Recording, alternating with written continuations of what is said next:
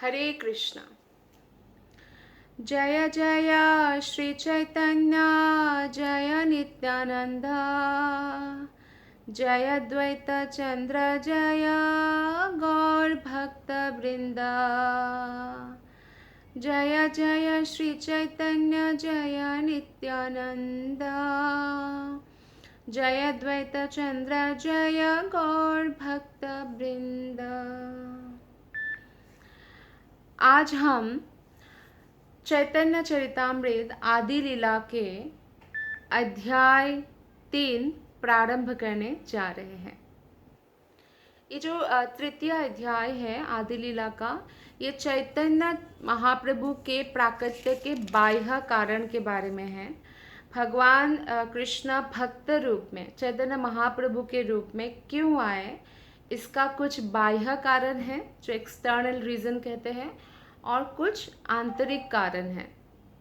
तो हम आज बाह्य कारण वाला जो अध्याय है वो पढ़ने जा रहे हैं।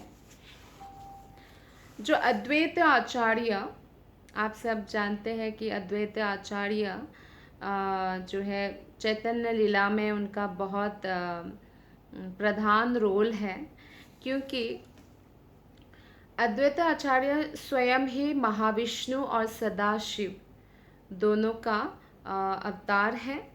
और उन्होंने जब देखा कि कैसे कलियुग के लोग भक्ति विहीन हो गए हैं, तो निश्चित रूप से उनको बहुत दया आया। और इसीलिए जो है अद्वैत आचार्य एक्चुअली चैतन्य महाप्रभु के पिता के उम्र के थे, पिता के समकालीन थे। और उन्हें इस बात का बहुत दुख था कि भगवान कृष्ण का आविर्भाव हो जाने के बाद, कि अभी कृष्ण गए ही है द्वापर के अंत में, इतना संसार का हालत जो है खराब हो गया। कहा जाता है जब भगवान श्री कृष्ण लीला समापन कर दिया द्वापर के अंत में, उसके बाद तुरंत ही सभी लोग शूद्र हो गए। शूद्र मतलब गुणों से शूद्र हो गए। और इसलिए जो भी कलियुग में जन्म लेते हैं उनको जन्म जायते शूद्र कहा जाता है। तो फिर उनको आध्यात्मिक वैष्णव गुरु से दीक्षा लेकर द्विज बनना होता है। बहुत खराब हालत थी, और ये खराब हालत देखकर अद्वैत आचार्य को बहुत ही दया आती थी, क्योंकि कृष्ण भावनामृत पर, भगवान की भक्ति करने पर किसी को रुचि नहीं थी। लोग इंद्रिय तृप्ति के पीछे भाग रहे थे कलियुग में। और लोग जो है भगवान को इस हद तक भूल चुके थे, भगवान श्री कृष्ण को, कि अद्वैत प्रभु को विश्वास हो चुका था कि भगवत भक्ति के विषय में लोगों को स्वयं कृष्ण के अतिरिक्त और कोई प्रशिक्षित नहीं कर सकता। जैसे कोई बहुत बड़ा धुरंधर आता है ना, तो वो ऐसे लोगों को जो है ठीक कर सकते हैं, लाइक दैट। कोई भी फील्ड में धुरंधर का मतलब बहुत ही पारंगत। लेकिन कलियुग के लोग भगवान कृष्ण को इस तरह भूल चुके थे, अद्वैत आचार्य ने सोचा कि स्वयं कृष्ण को ही आना पड़ेगा फिर से, कोई और ये हालत सुधार नहीं सकते हैं। इसलिए अद्वैत आचार्य ने भगवान श्री कृष्ण से प्रार्थना करना प्रारंभ किया। कैसे? जो उनके पास शालिग्राम शिला था, तो उसमें गंगा जल से अभिषेकम करके, तुलसी पत्र चढ़ा के बहुत ही गंभीर प्रार्थना किया कृष्ण को कि आप आइए। और तब कृष्ण अद्वैत आचार्य के इतना गहराई से किया गया प्रार्थना का स्वीकार करते हुए प्रार्थना को, वो चैतन्य महाप्रभु के रूप में कलियुग के प्रथम संध्या में प्रकट होते हैं। तो कैसे प्रार्थना किया अद्वैत आचार्य ने? उन्होंने तुलसी दल तथा गंगा जल अर्पित करते हुए भगवान से प्रकट होने के लिए व्याकुल भाव से प्रार्थना किया। तो हम जब भगवान श्री कृष्ण के प्रेम पाने के लिए, कृष्ण की भक्ति के लिए जब हम व्याकुल भाव से जब कोई प्रार्थना करते हैं, तो क्या होता है, फिर भगवान संतुष्ट हो जाते हैं। लेकिन इतना आसान नहीं है। लेकिन जो अद्वैत आचार्य ने प्रार्थना किया, वो इतना ज़्यादा व्याकुल भाव था उसमें कि भगवान प्रार्थना को स्वीकार किए बिना रह नहीं पाए, है ना। तो इसीलिए जो भगवान स्वयं भक्त रूप में प्रकट हुए। तो एक्चुअली अद्वैत आचार्य का हमारे ऊपर बहुत ये बड़ी कृपा है कि उन्होंने श्री कृष्ण को भक्त रूप में आने के लिए एक प्रकार से विवश कर दिया अपने प्रेम से, अपने व्याकुल प्रार्थनाओं से। तो भगवान अपने शुद्ध भक्तों पर तुष्ट होकर उन्हें प्रसन्न करने के लिए अवतरित होते हैं। तो इसलिए एक्चुअली अद्वैत आचार्य से प्रसन्न होकर महाप्रभु चैतन्य महाप्रभु प्रकट हुए। श्लोक नंबर 1 अध्याय 3 का। श्री चैतन्य प्रभुं वन्दे यत्पादाश्रय विर्यतः संगृह्णात्याकरव्रातात् अज्ञः सिद्धांत सन्मणे। अनुवाद और तात्पर्य श्रील प्रभुपाद के द्वारा। श्रील प्रभुपाद की जय। मैं श्री चैतन्य महाप्रभु को सादर नमस्कार करता हूँ। उनके चरण कमलों की शरण के प्रभाव से मूर्ख व्यक्ति भी प्रामाणिक शास्त्रों की खानों में से सैद्धांतिक सत्य के मूल्यवान रत्नों को एकत्र कर सकता है। तो कहने का तात्पर्य है कि कोई भी जो है मूर्ख ही क्यों ना हो, भले ही वो पढ़े लिखे हो चाहे ना हो, लेकिन अगर भगवान चैतन्य महाप्रभु के शरणागत हो जाते हैं तो निश्चित रूप से उनसे ज़्यादा अधिक धनी और कोई भी नहीं हो सकते हैं, क्योंकि वो शास्त्रों के जो उन रहस्यमयी बातों को भी समझ पाते हैं जो बड़े बड़े पंडित नहीं समझ सकते हैं। ये शरण लेने का लाभ है चैतन्य महाप्रभु के। तो द्वितीय श्लोक में गाते हैं, जय जय श्री चैतन्य जय नित्यानंद जय द्वैत चंद्र जय गौर भक्त वृंद। हम जय जयकार क्यों करते हैं? ये जो श्लोक है इसमें बताया गया है कि श्री चैतन्य महाप्रभु की जय हो, नित्यानंद प्रभु की जय हो, अद्वैत आचार्य की जय हो, चैतन्य महाप्रभु के समस्त भक्त वृंद की जय हो। ऐसा करने से क्या लाभ होता है? जब हम भगवान और भक्त वृंद के नाम लेते हैं और उनका जय जयकार करते हैं या उनकी प्रशंसा करते हैं, तो एक्चुअली हमें वो जो आध्यात्मिक ज्ञान है उसको समझने के लिए आध्यात्मिक शक्ति प्राप्त होती है, उनकी कृपा प्राप्त होती है। कृपा के बिना हम आध्यात्मिक विषय को नहीं समझ सकते हैं। कोई कितना ही संस्कृत में विदग्ध पंडित हो, वो सोचे कि मैं सब कुछ समझ जाऊंगा, ये पॉसिबल नहीं है। पॉसिबल तब है जब हम कृपा प्राप्त करें। कृपा शक्ति बहुत इंपॉर्टेंट है, इसलिए बार बार आप देखेंगे चैतन्य चरितामृत में कृष्णदास कविराज गोस्वामी इन जय जयकार करते ही रहते हैं। श्लोक इसमें एक बहुत इंपॉर्टेंट बात बताया गया है श्लोक नंबर 4 में, अनर्पिता चरिम चिरात करुणाया अवतीर्ण कलो। अनर्पित, जो अब तक अनर्पित रहा, भगवान श्री कृष्ण का प्रेम चैतन्य महाप्रभु ने इस उदारता से बांटा कि उन्होंने ये विचार ही नहीं किया कि कौन पात्र है कौन अपात्र है। जो भी उनके शरणागत हुए सबको बांटा। और नित्यानंद प्रभु तो और एक स्टेप आगे, जो नहीं भी शरणागत हुए उनको घर जाके, भले ही जगाए मधाए उनको उनका खून निकल गया, उनको मार दिया एक मटके से, टूटा हुआ मटके से, तो भी वो हरिनाम देने के लिए एकदम दृढ़ प्रतिज्ञा, इतने दयालु हैं। तो इसीलिए क्या करना है कि ये अनर्पित रहा जो उन्नत उज्जवल रस है उसको ग्रहण करना चाहिए। तो इसका जो अनुवाद है इस प्रकार है, वे भगवान जो श्रीमती सचीदेवी के पुत्र के रूप में विख्यात है, आपके हृदय की गहराई में दिव्य स्नान ग्रहण करें। हमारे हृदय की गहराई में वे पिघले सोने की देदीप्यमान द्युति से युक्त होकर इस कलियुग में अपनी अहेतु की कृपा से भक्ति का सर्वोच्च रस, माधुर्य रस प्रदान करने के लिए अवतरित हुए हैं, जिससे इसके पूर्व अन्य किसी अवतार ने प्रदान नहीं किया है। कृष्ण के अलावा और किसी ने नहीं ये प्रदान किया है। चैतन्य महाप्रभु के अलावा, जब कृष्ण स्वयं भक्त रूप में आते हैं। तो इसलिए ये श्लोक बहुत महत्वपूर्ण है। ये चौथा श्लोक है तृतीय अध्याय का। अनर्पिता चरिम चिरात् करुणयावतीर्णः कलो समर्पयितुमुन्नता उज्ज्वलरसां स्वभक्तिश्रियं हरिः पुरटसुन्दरद्युतिकदम्बसन्दीपितः सदा हृदयकन्दरे स्फुरतु वः शचीनन्दनः। तो भगवान इतने दयालु हैं, इसके बारे में बताया। और ये श्लोक जो है विदग्ध माधव की 1.2 नामक नाट्यकृति का है, जिसका संकलन और संपादन श्री रूप गोस्वामी पाद ने किया है, जो रूप गोस्वामी पाद चैतन्य महाप्रभु के बहुत प्रिय रह चुके हैं। उन्होंने रूप गोस्वामी पाद को शिक्षा भी प्रदान कर चुके हैं। श्लोक नंबर 5 से अब हम पढ़ेंगे। पूर्ण भगवान कृष्ण ब्रजेंद्र कुमार गोलोके ब्रजेर सह नित्य विहार। तो यहाँ पे बताया गया है कि ब्रजराज के पुत्र कृष्ण परम भगवान हैं।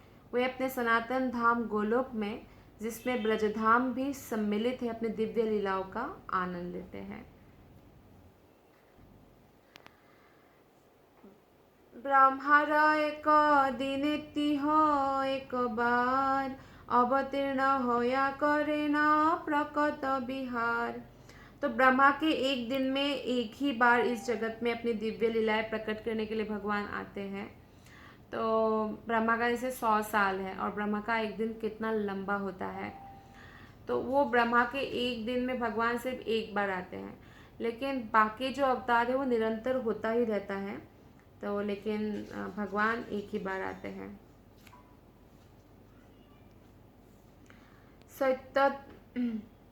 सत्य त्रेता द्वापर कली सारी जुग जानी से सारी जुगे दिव्य एक जुग मानी। एकात्तर चतुर्जुगे एक मन्वन्तर 14 मन्वन्तर ब्रह्मार दिवस भीतर। वैवस्वत नाम सप्तम मन्वन्तर 27 चतुर्युग ताहार अंतर। अष्टाविंश चतुर्जुगे द्वापरेर शेषे ब्रजेर सहिते है कृष्णेर प्रकाशे। इसमें बहुत इम्पॉर्टेंट बात बताया गया है। ये जो सत्ययुग, त्रेतायुग, द्वापर युग, कली युग, तो ये 4 युग मिलकर एक दिव्य युग माना जाता है। तो ये जो कलियुग है वो 4,32,000 वर्ष लंबा है, सबसे छोटा युग है एक्चुअली। इसलिए हम सब का उम्र 100 साल से अधिक जीना बड़ा मुश्किल है। 100 साल तो छोड़िए, अभी तो बहुत जल्दी लोगों का मृत्यु हो रहा है। तो कलियुग के डबल जो है वो द्वापर युग है, कलियुग के ट्रिपल है त्रेतायुग, और 4 गुना है सत्ययुग। तो इतना लंबा जो समय है ये मिलकर एक दिव्य युग माना जाता है। और ब्रह्मा के एक दिन में 14 मनु होते हैं। तो ब्रह्मा के एक दिन में 14 मनु में एक मनु का जो जीवन काल होता है वो ऐसा 71 दिव्य युग होता है। ब्रह्मा का एक दिन मतलब ब्रह्मा के दिन का 12 घंटा, क्योंकि ब्रह्मा के रात के 12 घंटे में तो प्रलय होता है, नीचे के लोकों में छोटा प्रलय होता है, लेकिन पृथ्वी लोक समेत नीचे के लोक और स्वर्ग लोक ये सब नष्ट हो जाता है। फिर ब्रह्मा दिन होता है तो फिर से सृष्टि करते हैं। तो कहने का तात्पर्य है कि ब्रह्मा के सिर्फ 12 घंटे में 14 मनु आते हैं। और इसमें 12 घंटा कितना लंबा होता है? 1000 दिव्य युग। 1000 दिव्य युग मतलब 4 युग मिलके एक दिव्य युग बनता है, तो इतना लंबा समय है। और इस 1000 दिव्य युग में भगवान श्री कृष्ण कौन से द्वापर युग में आते हैं, बहुत स्पेशल है ये जानना। और उसी द्वापर युग के बाद कलियुग में चैतन्य महाप्रभु आते हैं। तो एक्चुअली हम लोग बहुत सौभाग्यशाली है कि हमारा जो कलियुग है इससे ठीक पहले भगवान कृष्णा आकर अपना लीला कर चुके हैं, और फिर अभी से सिर्फ 500 साल पूर्व ही स्वयं भगवान श्री कृष्ण भक्त रूप में चैतन्य महाप्रभु के रूप में आए हैं। इसलिए ये कलियुग सभी कलियुग में सर्वश्रेष्ठ माना गया है, क्योंकि ये कलियुग को बोला जाता है गोल्डन युग या स्वर्णिम कलियुग, क्योंकि इस कलियुग में भक्ति का बहुत प्रभाव है और कोई भी भक्ति करके एक ही जन्म में भगवत धाम जा सकते हैं। तो इसलिए ये हमारी गंभीरता और तीव्रता पर, भक्ति की तीव्रता पर डिपेंड करेगा, हमारे एटीट्यूड पर डिपेंड करेगा। तो इसलिए जो है वर्तमान जो मनु है, अभी हमारे समय में जो मनु है वो 7वां मनु है। 6 मनु ऑलरेडी हो चुका है उस समय उतना। और ये जो है विवस्वान के पुत्र है, वैवस्वत मनु कहा जाता है। विवस्वान कौन है? विवस्वान जो भगवान श्री कृष्ण ने गीता का ज्ञान दिया था ना सूर्य के राजा को, सूर्यलोक के राजा का नाम है इस समय विवस्वान, और उन्हीं को भगवत गीता का कृष्ण ने ज्ञान दिया था सबसे पहले, अर्जुन से भी पहले, और बाद में वो श्रृंखला टूट गया, इसलिए कृष्ण ने फिर से ज्ञान दिया था। और अभी जो मनु है उनके अब आयु के 27 दिव्य युग बीत चुके हैं। ठीक है, कितना दिव्य युग तक उनका रहता है शासन काल? 71। तो 27 बीत चुके हैं, ये 28वां है। तो 7वें मनु वैवस्वत और उनके 28वां एक्चुअली दिव्य युग में भगवान श्री कृष्ण आ चुके हैं, चैतन्य महाप्रभु आ चुके हैं।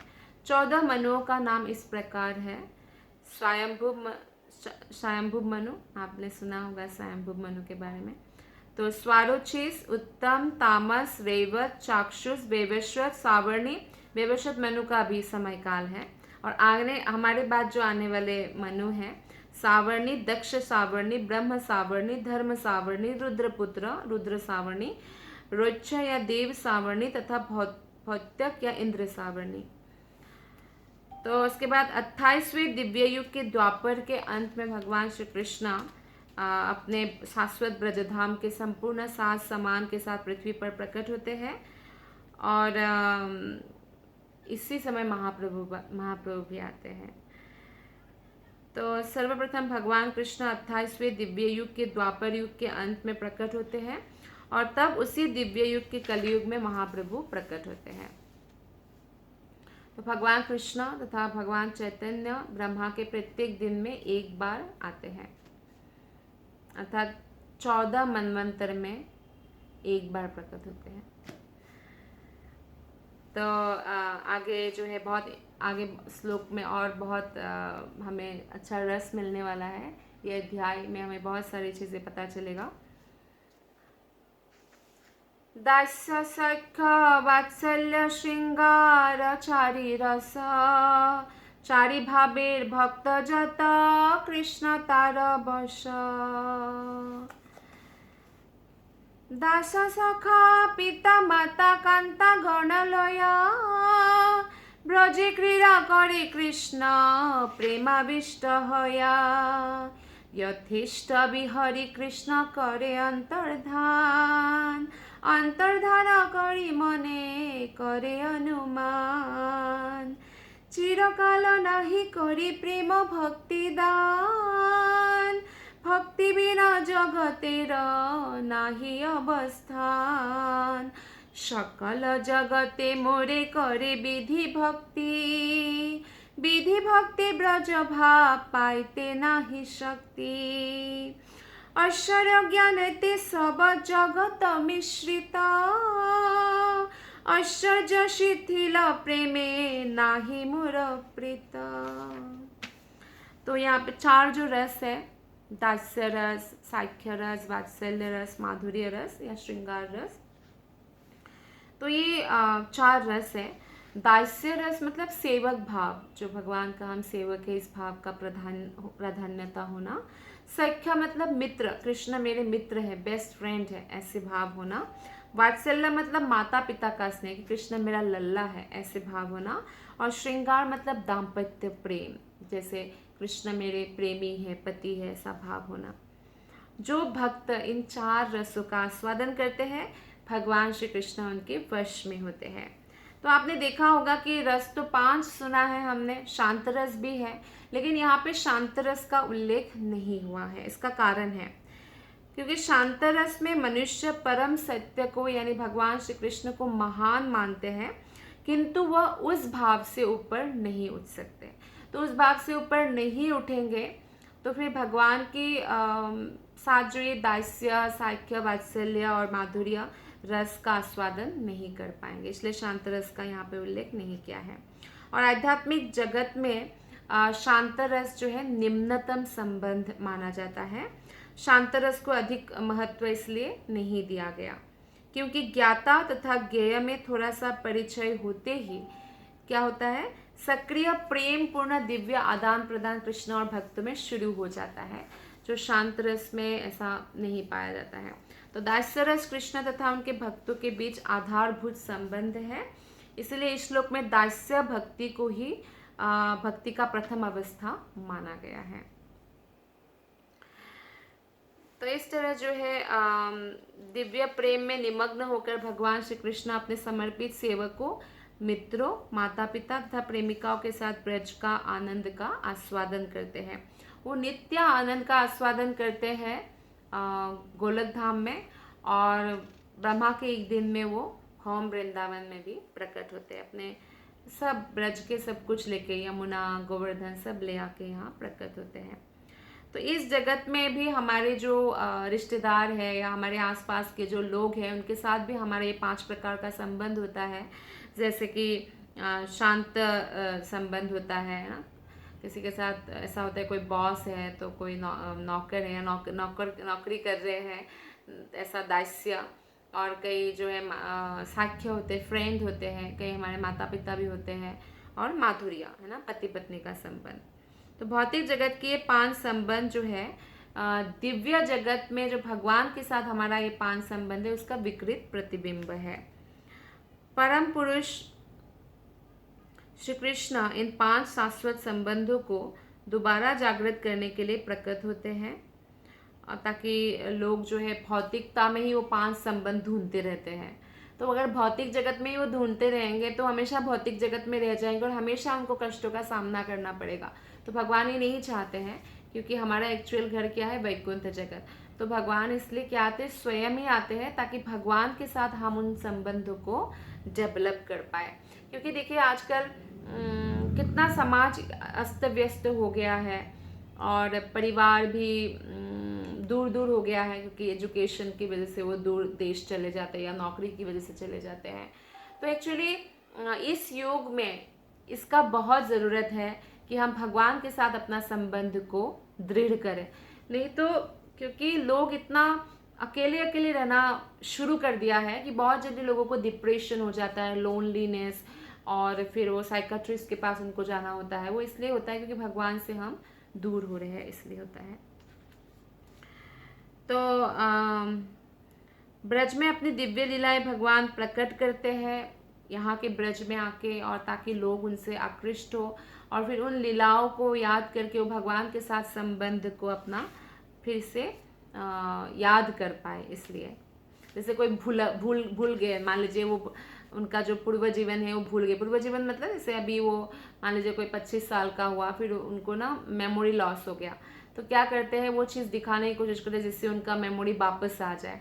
तो भगवान वही करते हैं, जो नित्य जगत में जो भगवान लीलाएं करते हैं वो पृथ्वी पर आकर करते हैं, ताकि जो हम भुलक्कर प्राणी हैं उन सब लीलाओं को फिर से स्मरण कर पाए। और ये सब कार्यकलाप दिखलाने के बाद भगवान फिर अंतर्ध्यान हो जाते हैं, जैसे कृष्णा अंतर्ध्यान हो गए थे। तो फिर भगवान क्या सोचते हैं कि भगवान कृष्ण अपनी लीलाओं को समाप्त करके चले गए, और उन्होंने भी यहाँ आस्वादन किया उन लीलाओं के साथ। फिर अंतर्ध्यान होने के बाद भगवान इस प्रकार सोचते हैं, चिरकाल नाही करी प्रेम भक्ति दान, भक्ति बिना जगतेर नाही अवस्थान, सकल जगते मोरे करे विधि भक्ति, विधि भक्ति ब्रज भाव पाइते नाही शक्ति। ऐश्वर्य ज्ञाने ते सब जगत मिश्रित। ऐश्वर्य शिथिल प्रेमे नाही मूर प्रीत। ऐश्वर्य ज्ञाने विधि भजन करिया। वैकुंठ के जाए चतुर्विध मुक्ति पाया। तो भगवान सोचते हैं कि दीर्घ काल तक जो है मैंने अपनी अनन्य प्रेम भक्ति का दान विश्व के निवासियों को नहीं दिया। दीर्घ काल हो गया ना, ब्रह्मा का एक दिन में कितना लंबा समय, 1000 चतुर्युग, बहुत दीर्घ काल हो गया। तो भगवान एक ही बार आते हैं। तो कृष्ण देखते मैंने अभी लीला समाप्त किया है, फिर भी जो है मैंने उनको मेरा प्रेम भक्ति प्रदान नहीं किया। मैंने एक भगवत गीता तो दे दिया, बोल दिया कि सरेंडर करना है, लेकिन कैसे सरेंडर करना है, कैसे प्रेम करना है, ये अभी मुझे सिखाना होगा। इसलिए वो चैतन्य ये एक बाह्य कारण है, इसलिए वो चैतन्य महाप्रभु के रूप में, भक्त रूप में आते हैं कृष्ण स्वयं। तो ऐसी प्रेममयी अनुरक्ति के बिना भौतिक जगत का अस्तित्व व्यर्थ है। भौतिक जगत में कोई अगर मनुष्य योनि प्राप्त हुआ है और फिर भी अगर वो भगवान कृष्ण से प्रेम करना कैसा है वो नहीं जानते हैं, फिर उनका जीवन व्यर्थ है, क्योंकि उनको बार बार फिर जेल में ही हमेशा रहना अच्छी बात तो नहीं है। तो जेल से निकलना है, हमेशा जन्म मृत्यु का कष्ट, बुढ़ापा का कष्ट, बीमारियों का कष्ट। तो इसके लिए जो है भौतिक जगत बहुत व्यर्थ हो जाएगा अगर मैं उनको प्रेम दान नहीं करूँगा। तो भगवान कृष्ण ऐसे सोचते हैं। तो संसार में शास्त्र के निर्देश अनुसार भगवान कहते हैं कि सब लोग तो शास्त्रों के निर्देश अनुसार चल रहे हैं, लेकिन शास्त्रों को अच्छे से समझने से या विधि विधानों को पालन करने से, जो वैधि भक्ति है, जो विधि विधानों को पालन करने वाली भक्ति माना जाता है, जो शास्त्रों के अनुसार है, तो उस सिर्फ वो करने से जो है विधि पालन करने से, नियम पालन करने से कोई ब्रजभूमि के भक्तों के प्रेम भाव को प्राप्त नहीं किया जा सकता। वो गोलक वृंदावन नहीं जा सकते। अभी भी देखिए बहुत लोगों को, आप अगर गौड़िया वैष्णव को छोड़ दें तो बाकी लोगों को गोलक वृंदावन के बारे में कुछ नहीं मालूम है। उनको लगता है कि कृष्ण विष्णु के अवतार है और वो आए थे और चले गए विष्णु में, ऐसे सोचते हैं। लेकिन वैकुंठ जगत के सबसे टॉप मोस्ट प्लेनेट है गोलक वृंदावन, और वहाँ पे ब्रज प्रेम मिलता है, ब्रज का जो रसों का आस्वादन है वो मिलता है। तो भगवान चाहते थे कि उनको तो ये प्राप्ति नहीं होगा कि ब्रजवासी कैसे, ब्रजवासियों का भक्ति को सर्वश्रेष्ठ माना गया है, तो इनको तो प्राप्त ही नहीं होगा। और मेरे ऐश्वर्य को जानते हुए सारा संसार, कृष्ण बोलते हैं कि मेरे ऐश्वर्य को जानते हुए सारा संसार मुझे भय और सम्मान की दृष्टि से देखता है। जैसे आपको कोई भय करे और सम्मान दे तो उसमें वो वाली बात नहीं आती, वो प्रेम वाली बात नहीं आती है ना। जैसे आपका कोई मित्र है या आपका अपने माता पिता है, आप उनके साथ जो एक प्रेम का आदान प्रदान कर सकते हैं। जो व्यक्ति आपके पोजीशन की वजह से हमेशा भय में रहे, सम्मान में रहे, उनके साथ वो बात नहीं आ पाती है। तो इसलिए भगवान कहते हैं ऐश्वर्य शिथिल प्रेमे नाही मोर प्रीत, किंतु ऐसे सम्मान से शिथिल हुई भक्ति मुझे आकृष्ट नहीं करती। तो अब हमें इसमें एक बात समझ में आएगा कि क्यों यशोदा माता को भगवान ने ये पता ही नहीं लगने दिया और अंतरंगा शक्ति से आवरण डाल दिया कि कृष्णा स्वयं भगवान है। गर्ग मुनि ने भी इनडायरेक्टली बोल दिया, फिर भी वो लोग मानते नहीं थे, नंद बाबा और यशोदा मैया। यशोदा मैया को कोई बोले आपका बेटा भगवान है, बोलते अच्छा भगवान को जन्म लेने यही जगह मिला था, तो कि मतलब वो मेरे ही बेटा बन के जन्म लिया क्या।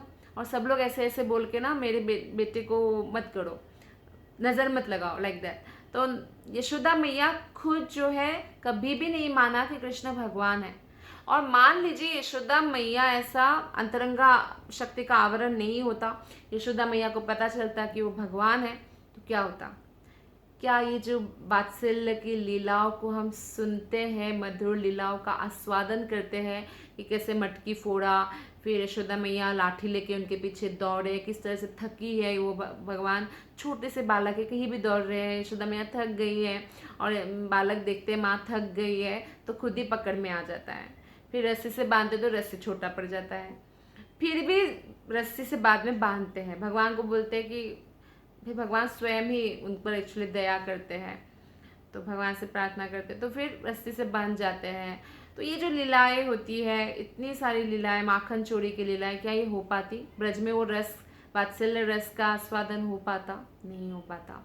वो तो क्या करती है, अगर उनको पता होता कि भगवान है, कभी कुछ नहीं कहते हैं। चाहे मक्खन खाए, चाहे पूरा घर का सामान तोड़ दे, वो कुछ भी नहीं कहते, भगवान जो आपका है वो सब आपका है, आप कुछ भी कीजिए ऐसे। तो इसमें कोई रस नहीं है। तो सम्मान से शिथिल हुआ भक्ति कहाँ है? तो सम्मान से शिथिल हुआ भक्ति से भगवान आकृष्ट नहीं होते। भगवान कृष्ण ने प्रकट होने के बाद सोचा कि उन्होंने तो दास्य, सख्य, वात्सल्य और माधुर्य रसों में भक्तों के साथ अपने दिव्य व्यवहार का वितरण किया ही नहीं है। तो शास्त्रों में वर्णित विधि विधान के अनुसार लोग उनकी पूजा तो कर रहे हैं, किंतु इस तरह से वो ये नहीं कभी जान पाएंगे कि ब्रजवासी कैसे कृष्ण की सेवा करते हैं, ब्रजभूमि के निवासियों द्वारा कृष्ण किस प्रकार सेवित होते हैं और इसमें कितना आनंद है, ये नहीं जान पाएंगे। शास्त्रों में जो उल्लिखित विधि विधान है उसको संपन्न कर लेने से ही कोई वृंदावन में भगवान के आचार व्यवहार को नहीं समझ सकते हैं।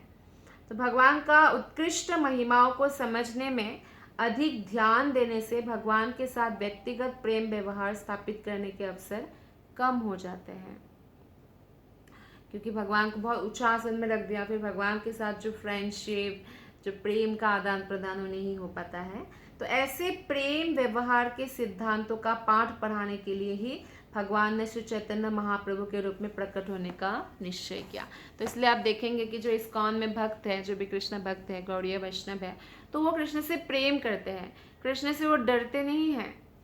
यहाँ पे डर वाला भक्ति नहीं है, यहाँ पे प्रेम वाला भक्ति है। वो जो नियमों का भी पालन करते हैं, वो कृष्ण के प्रति प्रेम के कारण, जैसे कोई प्रेम के कारण, कोई बॉयफ्रेंड है, गर्लफ्रेंड के प्रेम के कारण सिगरेट छोड़ दिया या कुछ बुरी आदत छोड़ दिया, प्रेम के कारण ना, तो ऐसे हाँ, लेकिन पिता के डर से वो छोड़ सकते हैं, क्योंकि पिता से डर लगता है ना, ऐसा होता है। तो क्लोज रिलेशन में भगवान से प्रेम करने से क्या होता है, हमारी बुरी आदतें इसलिए अपने आप छूट जाती है, क्योंकि हम प्रेम करने लगते हैं कृष्ण से, इसलिए। तो ये बहुत इंपॉर्टेंट पॉइंट है,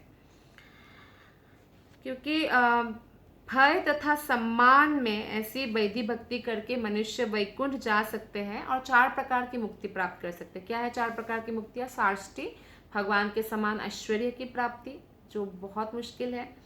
सारूप्य, मतलब विष्णु भक्त को ही ये सब मिलेगा। सारूप्य, भगवान के जैसा ही सुंदर विष्णु रूप प्राप्त करना, फिर भी भगवान की सेवा ही करते हैं, उनके अंदर श्रीवत्स चिन्ह ये सब नहीं होते हैं, फिर भी ऐसा ही रूप धारण, इतना सुंदर रूप। इस संसार में आप देखिए हर कोई सुंदर बनना चाहते हैं, स्मार्ट बनना चाहते हैं। मैन लोगों का भी पार्लर हो गया, लड़कों का भी पार्लर, लड़कियों का भी पार्लर।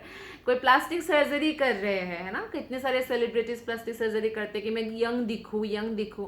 क्यों? क्योंकि रूप के पीछे है। तो ऐसा रूप हमेशा युवा रूप मिल जाता है उनको, जो कभी बूढ़ा नहीं होता है, जो मरता नहीं है, ऐसा रूप। तो ये होता है सारूप्य। सामीप्य यानी भगवान के निजी पार्षद रहना, सामीप्य समीप, भगवान के समीप रह के भगवान की सेवा करने का मौका। और सालोक का मतलब वैकुंठ ग्रह पर निवास करना, भगवान के लोक पर।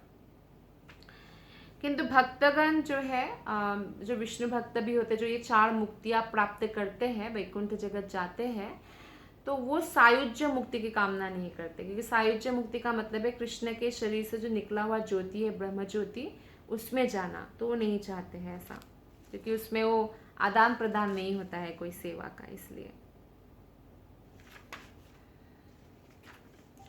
इसके बाद जो है 19वां श्लोक है। 19वां श्लोक में बताया गया है, जुग धर्म प्रवर्तयिषु नाम संकीर्तन चारि भाव भक्ति दिया नाचामु भुवन।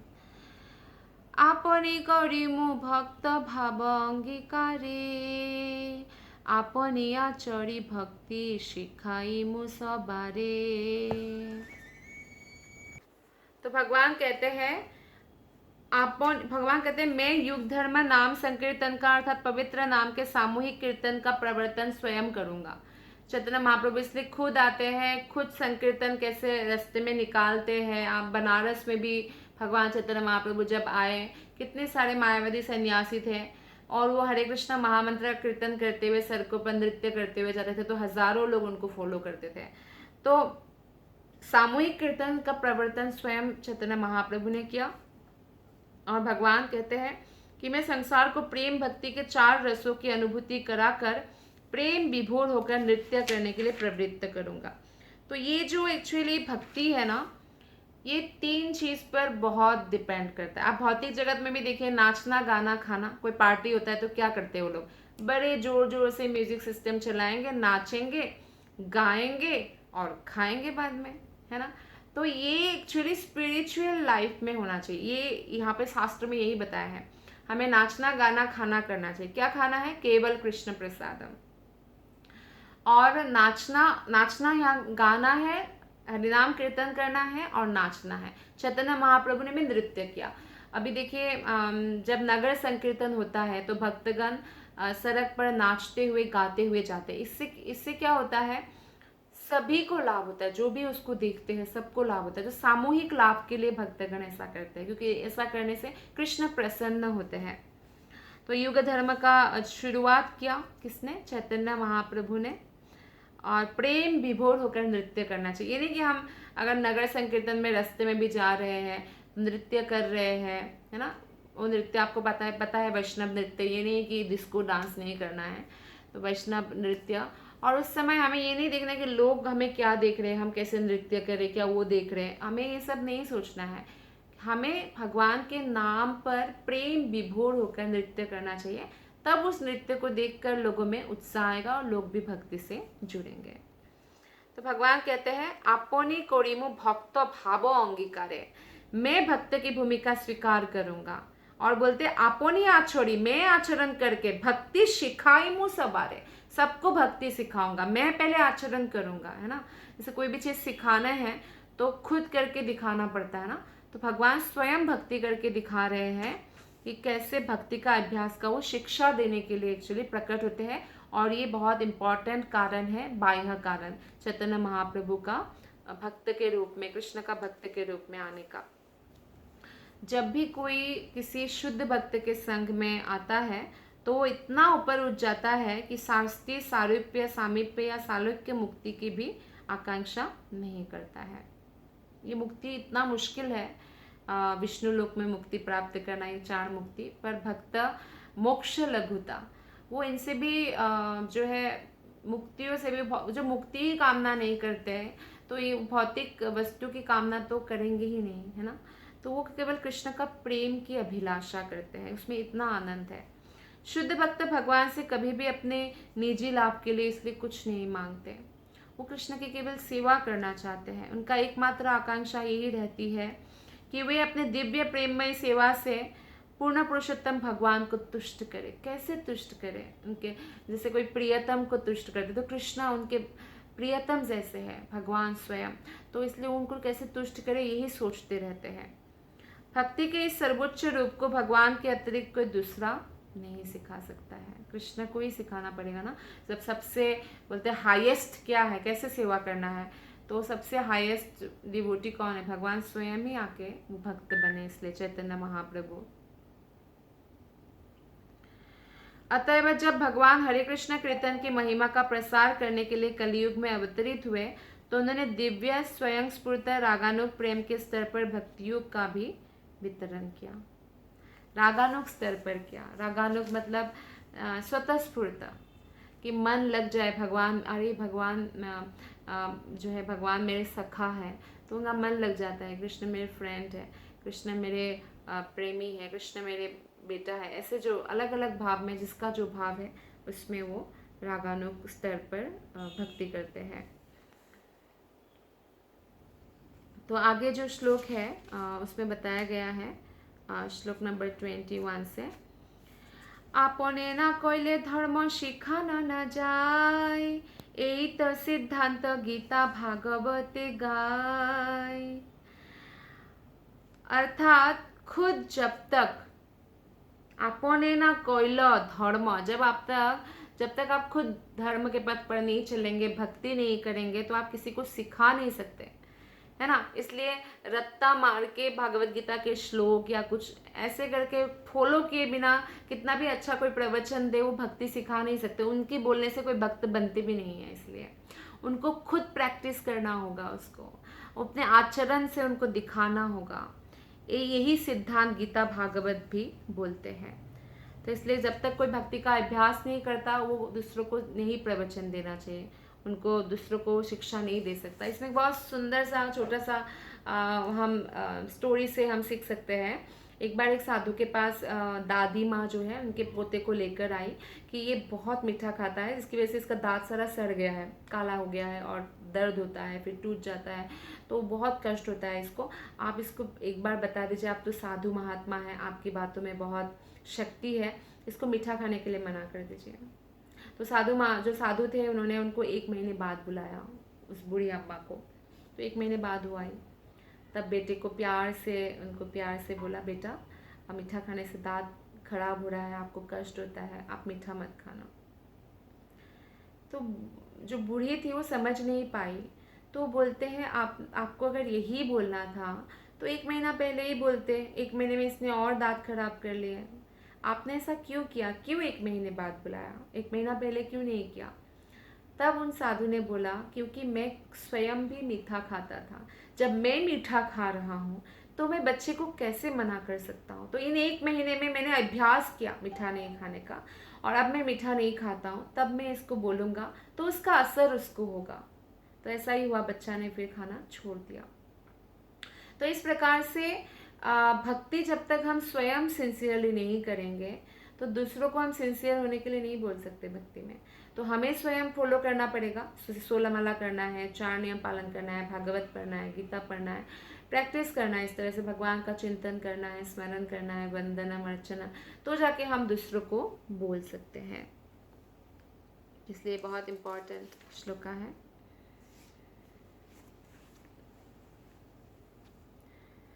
श्लोक नंबर जो है 22 और 23 भगवत गीता से लिया गया है। यदा यदा हि धर्मस्य ग्लानिर्भवति भारत अभ्युत्थानम् अधर्मस्य तदात्मानं सृजाम्यहम्। तो बहुत लोग पूछते कलयुग में कहाँ भगवान अवतरित हुए, कहाँ आए आए ना चैतन्य महाप्रभु के रूप में, स्वयं कृष्ण प्रेम देने के लिए। कृष्ण प्रेम का जरिया महामंत्र हरे कृष्ण कृष्ण कृष्ण हरे हरे, हरे राम राम राम हरे हरे, महामंत्र देने के लिए आए। और कौलिकाले नामो रूपी कृष्ण अवतार, नाम रूप देकर गए हमें, इससे बड़ा और क्या चाहिए। तो इसी प्रकार जो है आगे श्लोक में 24वां श्लोक में बताते हैं, उत्सीदेयुरि मे लोका न कुर्यां कर्म चेदहम शंकरस्य च कर्तास्यम् उपहन्यामि महाप्रजः। यदि मैं धर्म के सही सिद्धांतों का प्रदर्शन ना करता, भगवान कहते हैं धर्म का सही सिद्धांत का प्रदर्शन स्वयं भगवान भी करते हैं। जब कृष्णा स्वयं भगवान भी यहाँ रहते तो भी वो बहुत सारा रूल्स रेगुलेशंस फॉलो करते, जबकि उनको कोई ज़रूरत नहीं है। क्यों? क्योंकि यत यत आचरति श्रेष्ठ, जैसे श्रेष्ठ जन आचरण करते हैं बाकी लोग उनको फॉलो करते हैं। तो बोलते हैं यदि मैं सही सिद्धांतों का प्रदर्शन ना करता तो ये सारे जगत विनष्ट हो जाते हैं। और भगवान कहते हैं कि भगवान के जो अंश है, इसे बोलते हैं युग धर्म प्रवर्तन है अंश हईते आमा बिना अन्य नारे ब्रज प्रेम दीते। तो कहते हैं कि मेरे पूर्ण अंश प्रत्येक युग में धर्म के सिद्धांतों की स्थापना तो कर सकते हैं, पर मेरे अतिरिक्त यानी चैतन्य महाप्रभु के अतिरिक्त, कृष्ण के अतिरिक्त कोई अन्य अवतार प्रेमा भक्ति प्रदान नहीं कर सकते जो ब्रज के निवासियों के द्वारा संपन्न की गई है। हो सकता है कि भगवान के सर्व कल्याणकारी अनेक अवतार तो है ही, बहुत सारे अवतार है भगवान के, बड़ा अवतार, नरसिंह अवतार, बहुत सारे अवतार हैं, लेकिन कृष्ण के अतिरिक्त ऐसा कौन है जो शरणागत को भगवत प्रेम प्रदान कर सके? नहीं कर सकते हैं।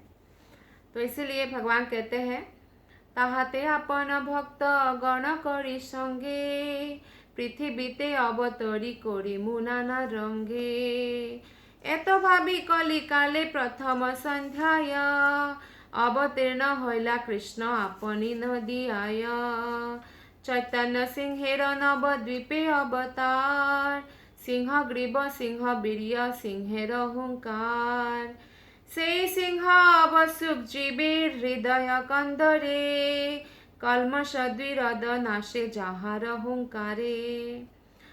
तो ताहाते आपन भक्त करी संगे पृथ्वीते अवतरी करिमु नाना रंगे। तो अतएव मैं अपने भक्तों के संग भगवान अपने निजी पार्षद को ले आते हैं और पृथ्वी पर प्रकट होकर विविध रंगमय लीलाएं संपादन करूंगा। जैसे कृष्ण अवतरित होते हैं तो सारे जो भी भक्त हैं भगवान के पार्षद है वो भगवान के वृंदावन गोकुल ब्रज में अवतरित होते हैं, है ना, भगवान के धाम से। तो ऐसे ही जब चैतन्य महाप्रभु नदिया मतलब नवद्वीप, नवद्वीप का पुराना नाम है नदिया या नौदिया, तो 9 द्वीप है वहाँ पे। तो वहाँ पे भी सारे पार्षदों को लेके बंगाल में नवद्वीप में प्रकट होते हैं भगवान। तो इस प्रकार सोचते हुए स्वयं भगवान श्री कृष्ण कलयुग के प्रारंभ में प्रथम संध्या में आए। और प्रथम संध्या क्या कहा जाता है? प्रथम संध्या जो युग का प्रारंभ है। इससे पहले जो द्वापर का जो लास्ट 12 साल है ना, वो अंतिम था, और अभी पहला का 12 साल ये प्रथम संध्या का समय है। तो खगोल विज्ञान की गणना के अनुसार जो है कोई भी युग जो है 12 भागों में विभाजित किया जाता है। जैसे कलियुग है, कलियुग को आप 12 भाग में विभाजित करेंगे तो 4,32,000 है कलियुग पूरा। अभी 5,000 साल ही बीता है, 4,70,000 साल और भी कलियुग है। तो कलियुग को हम 12 से डिवाइड करेंगे तो कितना निकलेगा? 36,000 सौर वर्ष, है ना। तो ये 36,000 इन्हीं समय में जो है भगवान प्रथम संध्या में आते हैं कलयुग के। ये भी हमारे शास्त्रों में वर्णन है कि 4,500 साल बीतने के बाद आते हैं। जैसे कि बुद्ध के अवतार के बारे में बताया कि कलयुग 2,500 साल बीतने के बाद बुद्ध अवतार होता है। तो इस तरह से जो है चैतन्य महाप्रभु कलयुग के प्रथम संध्या में प्रकट हुए जब 4,586 मतलब 4,586 सौर वर्ष बीत चुके थे। तो इस प्रकार सिंहरूप भगवान चैतन्य नवद्वीप में प्रकट हुए। सिंह जैसे राजा होते हैं ना, वैसे राजा की तरह प्रकट हुए। उनके कंधे जैसे एकदम बलशाली सिंह जैसे, उनकी शक्ति सिंह जैसी, उनकी उच्च स्वर जो बोलना है वो भी गर्जना जैसी है। वो सिंह प्रत्येक जीव के हृदय के भीतर आसीन हो चैतन्य महाप्रभु। इस प्रकार वे अपनी गर्जना से मनुष्य के हाथी जैसे पापों को दूर कर सके। भगवान की कृपा से ये सब पापे हमारे दूर हो जाए। और अपनी प्रारंभिक लीलाओं में भगवान जो है विश्वम्भर नाम से जाने जाते थे। भगवान का नामकरण किया गया तो उनका नाम विश्वम्भर। विश्वम्भर का मतलब विश्वम्भर, जो पूरे विश्व का पालन पोषण करे, जीवों का उद्धार करे, उनको बोलते हैं विश्वम्भर। अपनी अंतिम लीलाओं में भगवान श्री कृष्ण चैतन्य महाप्रभु के नाम से विख्यात है। 2 डिवाइड कर सकते हैं। भगवान 24 साल तक गृहस्थ रहे, बाकी 24 साल सन्यासी रहे। तो 24 टोटल 48 साल ही रहे भगवान स्वयं चैतन्य महाप्रभु इस धरातल पर। तो इस तरह से जो है चैतन्य महाप्रभु ने समस्त जीवों पर कृपा किया। और चैतन्य महाप्रभु ने संन्यास ग्रहण किया। क्योंकि इसलिए संन्यास ग्रहण किया क्योंकि वो इतना यंग थे कि बहुत लोग जो है नहीं जानते भक्ति का उतना कुछ, तो उनको सीरियसली नहीं लेते थे, अपराध करते थे। अब भगवान के प्रति अपराध करेंगे तो वो पापों से कई गुना ज़्यादा है, तो उनका और पतन होगा।